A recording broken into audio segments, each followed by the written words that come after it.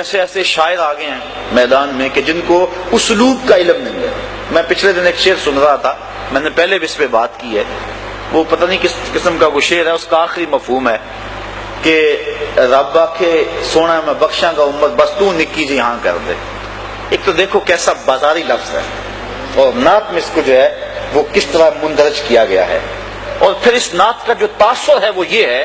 کہ رب بخشنا چاہتا ہے، محبوب ہاں نہیں کر رہے۔ رب کہتا ہے میں بخشوں گا تو ہاں کر، جبکہ معاملہ تو یہ ہے کہ محبوب عرض کر رہے ہیں رب حبلی امتی امتی۔ تو یہ باب معاملہ کدھر اور معاملہ کس طرح الٹ کے رکھ دیا گیا، لیکن پڑھنے والے بھی پڑھ رہے ہیں اور سننے والے بھی سبحان اللہ پکار رہے ہیں، نہ پڑھنے والوں کو سمجھ آ رہی ہے نہ سننے والوں کو سمجھ آ رہی ہے، اور اگر کوئی سمجھنے والا پاس بیٹھا ہے وہ بولتا نہیں، میں بولوں گا تو خشک ملا کہلاؤں گا۔ یہ ڈر اور یہ خوف اس کو حق بیان کرنے سے روکے ہوئے ہے۔ اپنے بھی خفا مجھ سے ہیں بیگانے بھی ناخوش، کہ میں زہر حلال کو کبھی کہہ نہ سکا قند، بات وہی کہتا ہوں سمجھتا ہوں جسے حق، نئے ابلہ مسجد ہوں نئے تہذیب کا فرزند۔ انسان کو حق کہہ دینا چاہیے، اور نعت کے معاملے میں یہ بڑا نازک میدان ہے۔ عرفی ایک شاعر ہوا ہے،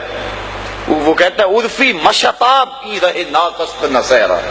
عرفی مت دوڑ، یہ نعت کا میدان ہے، کوئی صحرا نہیں ہے کہ منہ اٹھا کے جدھر مرضی چل دے اور جو مرضی کہتا پھرے، یہاں قدم قدم پہ احتیاط ہے۔ ادب گاہیز زیر آسماں از عرش نازک تر، نفس گم کردہ می آئد جنید و با یزیدی جا۔ یہ تو وہ بارگاہ ہے کہ با یزید بستامی رحمت اللہ تعالی علیہ اور جنید بغدادی رحمت اللہ تعالی علیہ جب اس چوکھٹ پہ آتے ہیں تو سانسوں کو روک کے آتے ہیں۔ یہاں تو سانسوں کا شور بھی بے ادبی ہے، لے سانس بھی آہستہ کے دربار نبی ہے۔ یہ حضور کی چوکھٹ ہے، یہاں سانسوں کی جو چال ہے اس میں بھی فرق نہ آنے پائے اور وہ بھی بے ترتیب نہ ہونے پائے، اور یہاں تو سانسوں کا شور بھی بے ادبی تصور ہوتا ہے۔ تو نعت خواں جب نعت پڑھ رہا ہو تو اس کے تصور میں ہو کہ میں حضور کے مواجہ کے سامنے کھڑا ہوں،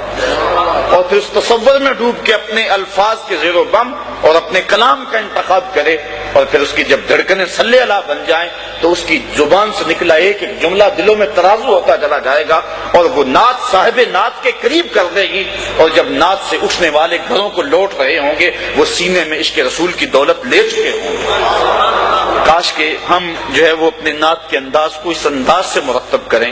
کہ حضور علیہ الصلوۃ والسلام کی محبت کے پھیلانے کا نعت ذریعہ بنے، نہ کہ اس کو گانے کی دھن پہ۔ دیکھیے نا، یہ تھوک دان ہے، اس کے اندر اگر کوئی بندہ کسی کو دودھ ڈال کے دے دے مہمان کو، پیے گا؟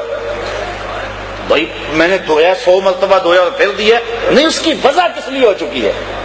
یا لوٹے میں کوئی دودھ ڈال کے کسی کو دے دے وہ پیے گا؟ جی لوٹا پاک ابھی بازار سے خرید کے لایا ہوں، لیکن نہیں، لوٹے کی وجہ کسی اور مقصد کے لیے، تھک دان کی وجہ کسی اور مقصد کے لیے، اس میں اب دودھ نہیں پیا جا سکتا۔ جو طرز متبذل ہوگی ہے کسی گانے کے لیے، اللہ کے نبی کی نعت کا تقدس یہ ہے کہ اس طرز میں پھر نعت نہ پڑی جائے۔